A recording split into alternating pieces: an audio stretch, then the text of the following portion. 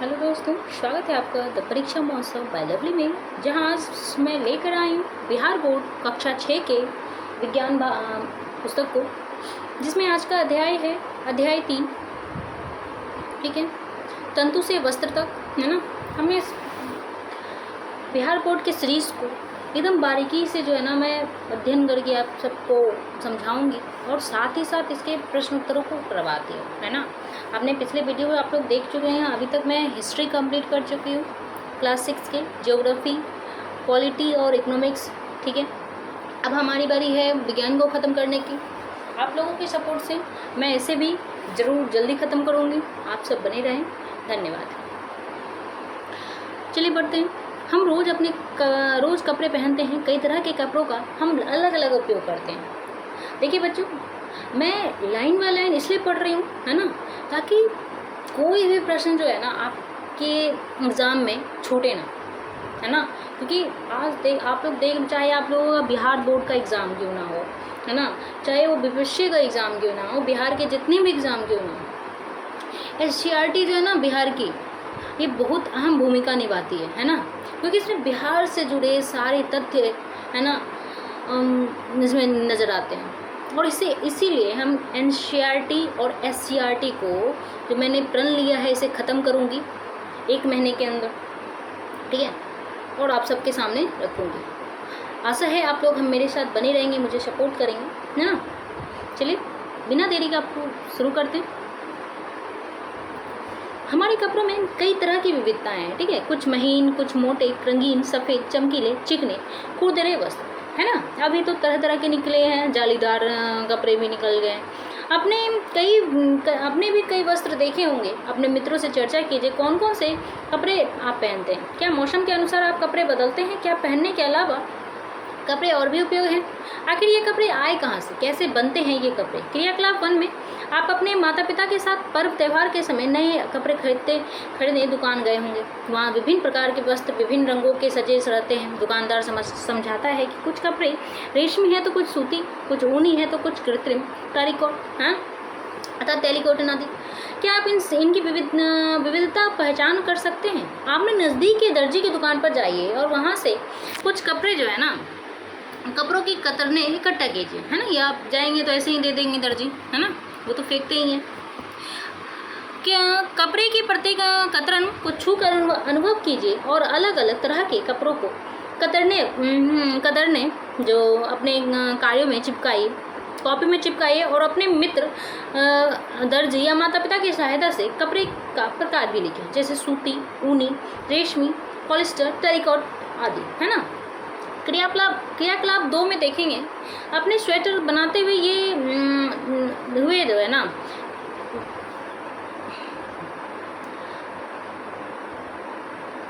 को या अपने आसपास किसी को देखा होगा बनाते हुए को, या अपने आसपास किसी को देखा होगा। स्वेटर बनाने की प्रक्रिया को ध्यान से देखिए। स्वेटर एक धागे की बुनाई कर बनाया जाता है ना।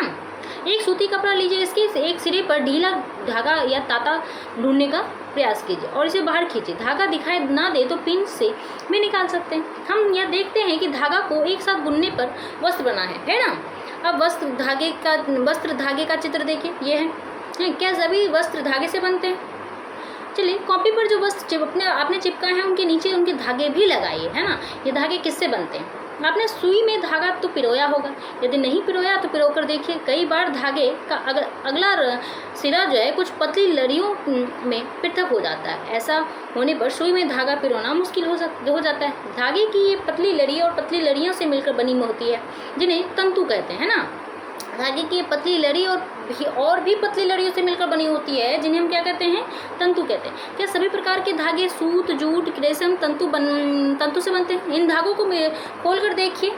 कुछ वस्त्र जो है सूती, रेशम, ऊनी के तंतु पौधे व जंतुओं से प्राप्त होते हैं। इन्हें प्राकृतिक तंतु कहते हैं। सूत कपास से, रेशमी सूत रेशमों के कीटों से ऊन भेड़, ऊँट, बकरी आदि से प्राप्त किया जाता है। इसके अलावा केले के पत्ते तथा तने बांस से भी तंतु प्राप्त किए जाते हैं ना। आजकल तो विभिन्न तकनीकों से जो है ना तरह के कपड़े बनाए जाते हैं। अब जो है हजारों वर्ष तक प्राकृतिक तंतुओं से, है ना, वस्त्र बनाए जाते थे। पिछले 100 वर्षों से ऐसे रासायनिक पदार्थ जिसके स्रोत व जंतु नहीं है ना, स्रोत पौधे व जंतु नहीं हैं, से तंतु का निर्माण किया जाता है। इन्हें मानव निर्मित तंतु कहते हैं। जैसे अब ये देखिए पॉलिस्टर का कपड़ा है, नायलॉन, एक्रिलिक आदि आ गया है। अब कुछ पादप तंतु देखेंगे, रुई, जैसे रुई है ना, रुई क्या होता है, पौधों से, पेड़ों से प्राप्त होता है। क्या आपने कभी दीपक डिबिया के रुई से बत्ती बनाई है? इस रुई का उपयोग गद्दों, रजाइयों अथवा तकियों में भी किया जाता है। थोड़ी रुई लीजिए, इसे खींच कर पृथक कीजिए और इनके किनारों का जो है ना ध्यान से देखिए। क्या आपने देखा है कि छोटी पतली लड़ियाँ जिन्हें आप देख रहे हैं वो कपास के तंतुओं से बनी है। यह तो आप जानते ही हैं कि रुई कहाँ से आती है। साधारणतः कपास के पौधे वहाँ उगाए जाते हैं जहाँ की मिट्टी काली और जलवायु गर्म होती है ना। हमारे देश में क्या है, आप ऐसे कुछ राज्य के नाम बता सकते हैं जहाँ कपास की खेती की जाती है? कपास के पौधे के किस भाग से रुई बनती है? इसके बारे में अपने शिक्षक और गांव के बुजुर्गों से पता कीजिए। क्या आपने ऐसा कपास का खेत देखा है जो कपास चुने जाने के लिए तैयार हो चुका? कपास के फूल काफ़ी विकसित हो जाने पर है ना उजले रुई के गोलक के रूप में दिखाई देने लगते हैं, जिसे कपास गोलक कहते हैं। देखिए ये रहा कपास का पौधा। साधारणतः पौधों से कपास को हाथ से चुना जाता है। इसके बाद बड़े बड़े मशीन की सहायता से कपास को बिनौले से अलग किया जाता है। इस क्रिया को कपास ओटना कहते हैं। ठीक है, इस क्रिया को क्या कहते हैं? कपास ओटना। पारंपरिक ढंग से कपास हाथों से ओटी जाती है। ठीक है, ये रहा कपास का पौधा। अब जूट के बारे में देखेंगे। पटसन जो है ना, तंतु को पटसन के पौधे के तने से प्राप्त किया जाता है। भारत में इसकी खेती वर्षा ऋतु में की जाती है। भारत में पटसन को प्रमुख रूप से पश्चिम बंगाल, बिहार, असम में उगाया जाता है। बिहार के कटिहार, मधेपुरा, सहरसा, खगड़िया, सुपौल, दरभंगा जिले में जूट अधिक लगाया जाता है। जब पौधे में फूल आने लगते हैं तो उसे काट लेते हैं। कुछ दिनों तक इसके तनों को पानी में डुबोकर रखा जाता है ताकि रेशों की अच्छी तरह अलग किया जा सके। फिर इनको पानी में पटक कर धुलाई कर देते हैं। ठीक है, वस्त्र बनाने से पहले इन सभी तंतुओं को धागों में परिवर्तित कर लिया जाता है। ऐसा कैसे किया जाता है? ठीक है, अब देखिए रुई से धागा बनाया है ना। अब सूती धागे की कताई, आप स्वयं सूती धागा बनाने का प्रयास करते हैं, है ना। अब क्रियाकलाप 3 में देखेंगे। आपने देखा होगा इस क्लास 6 में के विज्ञान बुक में ना बहुत सारी क्रियाकलाप दी हुई है ना। हम इसलिए दिया है ताकि आप करके सीखें, है ना। अब छोटे उम्र में हम जो है ना करके ही सीखते हैं। अब धीरे धीरे जैसे बड़े होते हैं वैसे वैसे आपको लाइनें आगे की कक्षाओं में ना सिर्फ आपको ये 1 लाइनर मिलेगा, है ना। अब इसे धीरे धीरे रुई से बाहर की ओर खींचिए। अब देखिए क्रियाकलाप 3 में क्या कह रहा है कि एक हाथ में रुई पकड़िए, दूसरे हाथ के अंगूठे तथा तर्जनी के बीच कुछ रुई को चुटकी में पकड़िए और इसे धीरे धीरे रुई से बाहर की ओर खींचिए तथा रेशों को लगातार ऐंठते रहिए। और क्या आप धागा बना सकें? रेशों से धागा बनाने की प्रक्रिया को कताई कहते हैं। रेशों से धागा बनाने की प्रक्रिया को कहते हैं कताई कहते हैं। इस प्रक्रिया में रुई के एक पुंज से रेशों को खींचकर ऐंठते हैं। ऐसा करने से रेशे आपस में गुंथ जाते हैं और धागा बन जाता है। कताई के लिए तकली का उपयोग किया जाता है। हाथ से चलाने वाली कताई जो है में उपयोग होने वाली एक अन्य युक्ति चरखा है। ठीक है, ये देखिए चरखा, आपने गांधी जी का चित्र भी देखा होगा चरखा के साथ। चरखे के उपयोग को राष्ट्रपिता महात्मा गांधी ने स्वतंत्रता आंदोलन के एक पक्ष के रूप में लोकप्रियता प्रदान की थी। उन्होंने लोगों को हाथ से कते धागों से बुने वस्त्रों को पहनने तथा ब्रिटेन की मिलों में बने आयोजित कपड़ों का बहिष्कार करने के लिए प्रोत्साहित किया हुआ। हमारा देश जो है ना खादी उत्पाद को ज़्यादा वो करता है ना, ताकि आप लोग बाहरी देशों के वस्त्रों का, सामानों का बहिष्कार करें, है ना। अब देखिए ये तकली है, ये क्या है तकली, अब ये चरखा है। इन दोनों से जो है ना कताई की जाती है ना। अब बड़े पैमाने पर धागों की कताई का कार्य कताई मशीनों की सहायता से किया जाता है। कताई के पश्चात धागों का उपयोग वस्त्र बनाने में किया जाता है। अब धागे से वस्त्र कैसे बनता है आइए देखते हैं। धागे से वस्त्र बनाने की कई विधियाँ हैं। इनमें 2 प्रमुख विधियाँ बुनाई तथा बंधाई है ना, बंधाई है। अब बुनाई देखेंगे क्रियाकलाप 4 में। इस तरह से चटाई का बुनाई आप देखते हो अपने गाँव घरों में। अब तो चटाई देखने को मिलती नहीं है। अभी भी गांव घरों में जाइएगा तो आप लोग जरूर देखें, आपको ये सब जरूर देखने पर मिलेगा, है ना। चटाई, खटिया, है ना। मोटा सूती कपड़ा, दरी, जूट का बोरा व चटाई को गौर से देखिए, आपको कोई समानता दिखाई देती है। जरूरत हो तो हैंडलेस से भी देखें, इनमें आरे व खरे धागों पर ध्यान दीजिए। आइए चटाई बनाएं।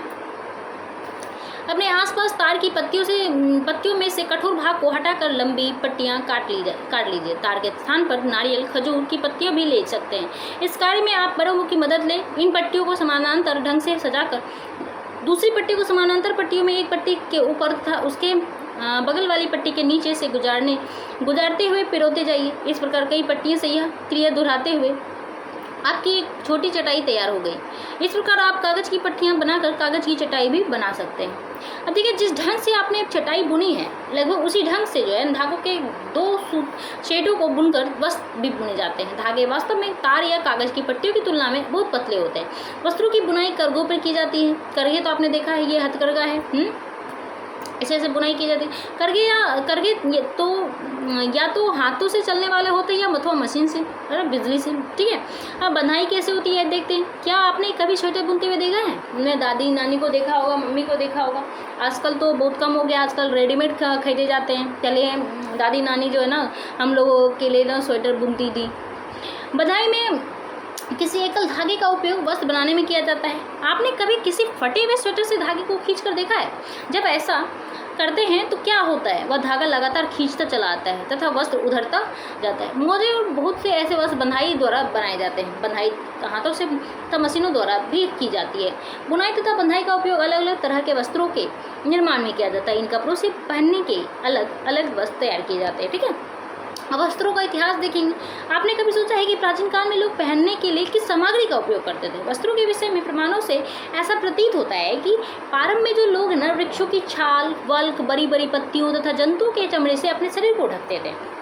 अब कृषि के विकास के साथ आप देखते होंगे आदिवासियों को, है ना, आदिवासी आज भी आदिवासी जो है ना, इन सब का उपयोग करते हैं। बड़े बड़े पत्तियों, है ना, ये सब से अपने बस शरीर को ढकते हैं। कृषि के विकास के साथ समुदाय में रहना शुरू करने के बाद लोगों ने पतली पतली टहनियाँ, घास बुनकर चटाई तथा टोकरी बनाना सीखा। लताओं, जंतुओं कि ऊन अथवा बालों को आपस में ऐंठन देकर लंबी लड़ियाँ बनाई जाती थी। इनको बुनकर वस्त्र तैयार किए जाते थे। पुराने ज़माने में भारतवासी रुई से बने वस्त्र पहनते थे।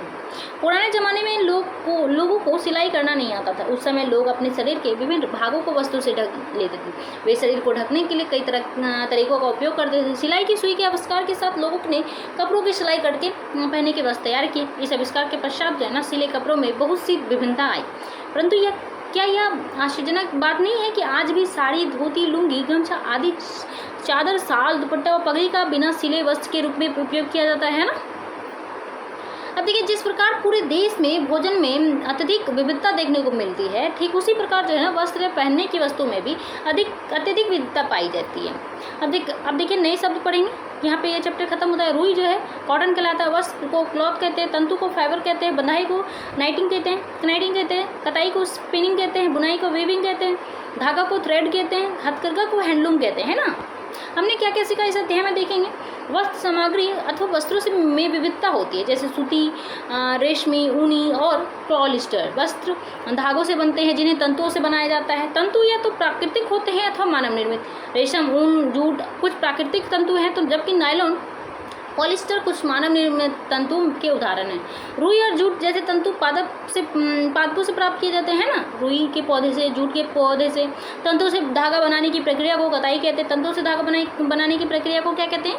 कताई कहते हैं। धागों की बुनाई और बंधाई से वस्त्र बनता है। धागों की बुनाई और बंधाई से क्या बनता है? वस्त्र बनता है। आइए अब अभ्यास को देखेंगे। अब देखिए, निम्नलिखित तंतुओं को प्राकृतिक अथवा मानव निर्मित में वर्गीकृत किए। नायलॉन जो है क्या है? मानव निर्मित है ना। ऊन क्या है? ऊन कैसे बनता है? ये भी जंतु के से बनता है ना, ये भी मानव निर्मित है। अगर ठीक है, रुई जो है ये प्राकृतिक है, रुई प्राकृतिक है। ठीक है, रेशम जो है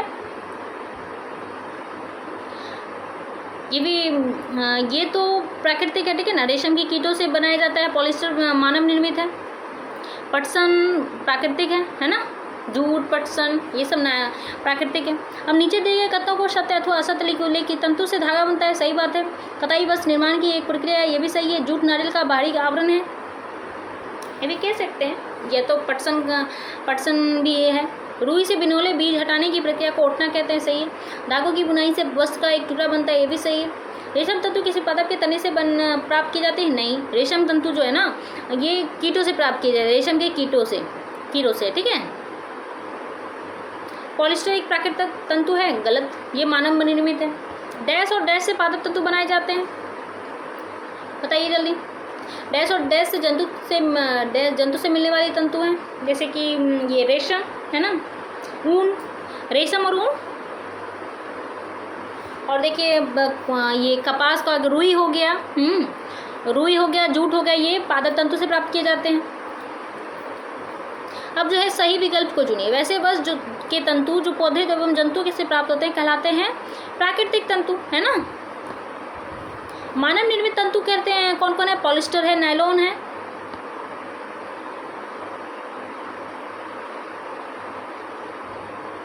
बिहार के निम्न जिलों में जूट अधिक उगाया जाता है। जूट किस जिलों में उगाया जाता है? उपयुक्त सभी में हो जाएगा। रेशम से धागा बनाने की प्रक्रिया कहलाती है, रेशम से धागा बनाने की प्रक्रिया कहलाती है क्या? अच्छा, रेशों से धागा बनाने की प्रक्रिया कहलाती है कताई। धागे से वस्त्र बनाने की विधियां क्या है? धागे से वस्त्र बनाने की विधियां ये बंधाई है, बुनाई और बंधाई दोनों है, ठीक है। रुई और जूट पादप के किन भागों से प्राप्त होता है? नारियल तंतु से बनने वाली दो वस्तुओं के नाम लिखिए। तंतु से धागा निर्मित करने की प्रक्रिया को स्पष्ट करिए। यहाँ पे हमारा ये अध्याय जो समाप्त होता है। मिलेंगे अगले अध्याय में। चलिए, तब तक के लिए धन्यवाद। हमारे चैनल से जुड़े रहने के लिए आप सभी का धन्यवाद।